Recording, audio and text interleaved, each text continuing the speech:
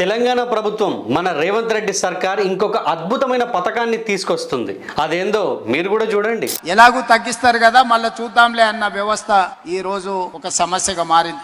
నేను సూచన చేస్తున్నా, తప్పని పరిస్థితిలో ఎవరి మీదైనా చలానా వేస్తే ఒక్క పైసా తగ్గించకండి. వాళ్ళ బ్యాంక్ అకౌంట్స్ తోని డైరెక్ట్ గా డిపార్ట్మెంట్ కి సింక్రనైజ్ చేయండి.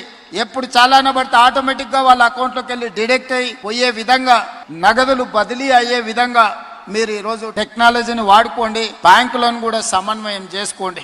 ఇంత అద్భుతమైన కాన్సెప్ట్ కి మరింత మెరుగులు దిద్దితే ఇంకా బాగుంటుందని అనుకుంటున్నారు ప్రజలు. మేము ట్రాఫిక్ రూల్స్ తప్పితే మాకే తెలియకుండా మా అకౌంట్లో నుండే డబ్బులు కట్ చేయాలి అని మీరు అన్నట్టే, మీరిచ్చిన హామీలు అమలు చేయకపోతే గవర్నమెంట్ ఖాతాలో నుండి డబ్బులు కట్ అయి మా అకౌంట్లోకి జమ చేసేటట్టు మీరు చేస్తే గనక ఇంకొక 20 ఏళ్ళు మీరే సీఎం సార్. మొన్న చేవెళ్ళ బస్ యాక్సిడెంట్ మనం చూసినాం.